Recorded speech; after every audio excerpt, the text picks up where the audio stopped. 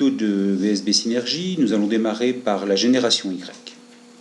Qu'est-ce que c'est que la génération Y? Déjà, définition de la notion de génération. Vous voyez, c'est un groupe d'individus qui partagent la même histoire dans un contexte économique, social, politique, financier, peu importe, qui est donné, qui regroupe effectivement par ses valeurs des modes, des types de comportements qui ont des traits en commun. Alors peut-être êtes-vous confronté justement à ces nouvelles générations. En tant que cadre, dirigeant ou chef d'entreprise, vous devez peut-être soit transmettre votre entreprise à l'un de vos enfants, soit avoir un jeune manager qui pilote une équipe de seniors, ou encore un manager senior qui pilote une équipe de jeunes. Et du coup, c'est vrai qu'il est important de connaître quels sont les codes et les valeurs qui caractérisent ces différentes générations. Alors voyons comment ça fonctionne.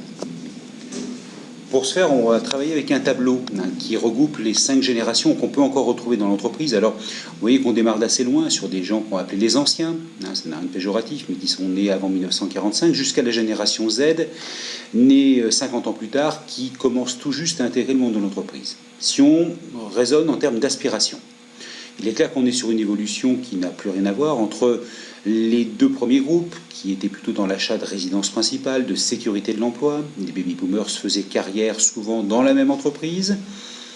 La génération X, elle, est plus sur une recherche d'équilibre de vie entre le perso et le pro, et commence à mettre en doute effectivement ce système de valeurs qui existait auparavant. Sur les Y, qui sont nés au début des années 80 jusqu'en 95, on est sur une notion de flexibilité, de liberté, génération Erasmus, plus zappeuse, plus infidèle par rapport à l'entreprise. Et quant à la génération Z, la grande particularité, on s'aperçoit, c'est qu'elle est quand même dans une recherche de sécurité et de stabilité. Alors intéressant de voir que par rapport à ces différentes générations, il y a des produits symboles bien différents. Effectivement, les anciens, la voiture, c'était l'élément à mettre en avant. Les baby-boomers, juste après l'après-guerre, on n'est plus sur le développement de tout ce qui est électroménager et on retrouve la télévision, le mobilier.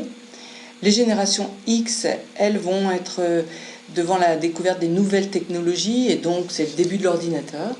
Les générations Y et Z, elles, par contre, sont justement sur tout ce qui est numérique, nouvelles technologies, mais surtout tous ces produits, on va dire, nomades, qui permettent justement d'avoir toujours à portée de main l'ensemble des choses, comme les tablettes, les smartphones, et bientôt maintenant imprimantes 3D, les drones par exemple.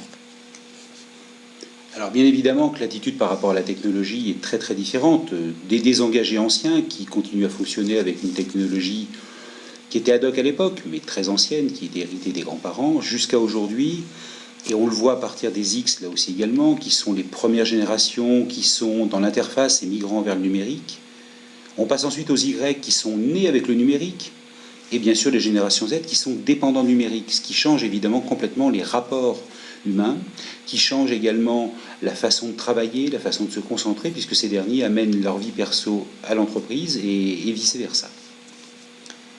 Alors les médias favoris sont effectivement eux aussi bien différents. Pour les anciens, on était sur le courrier, c'était la poste qui était importante, le papier. Les baby-boomers, eux, ils ont vu la naissance du téléphone, en quelque sorte, c'est à peu près ça. Et donc c'était un moyen de communication très utilisé. Génération X, le début d'Internet. Y, Z, les réseaux sociaux. Et le tout à portée de main. Ce qui change là aussi la donne en termes de communication et de relations sociales et humaines, puisqu'on part effectivement de relations plutôt classiques, de face à face, où le contact humain, la confiance, la façon de traiter en direct avec la personne considérée était le lien essentiel, jusqu'à aujourd'hui avec une évolution sur l'aspect dématérialisation de la société, avec à la fois des SMS ou des emails, qui sont effectivement les premières utilisations à partir des années 90 chez les X.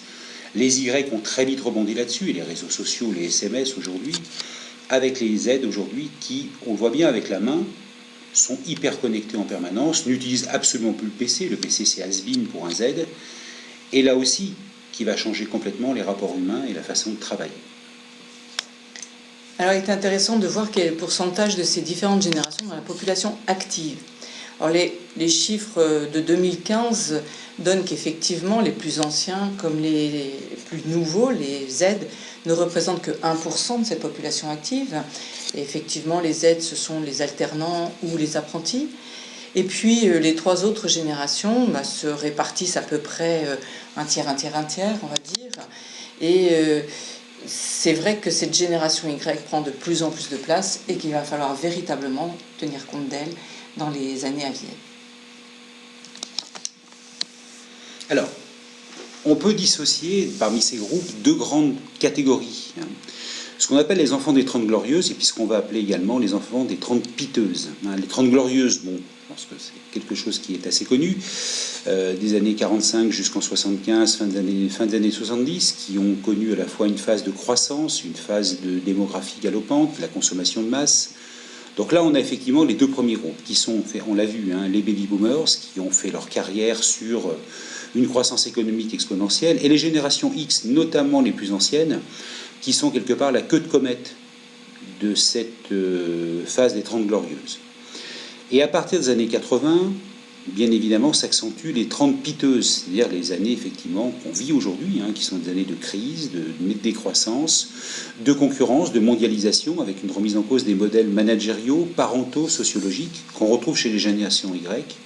On l'a dit, génération Erasmus, ne souhaitant plus faire carrière, la notion de plan de carrière chez ces générations-là disparaît lentement mais sûrement. Et bien sûr, les générations Z qui, elles, aujourd'hui, comme on l'a dit, intègrent nouvellement le monde du travail et qu'il va falloir observer à la lorgnette dans les années à venir. Alors, si on regarde un peu plus près cette fameuse génération Y, on peut distinguer deux sous-ensembles.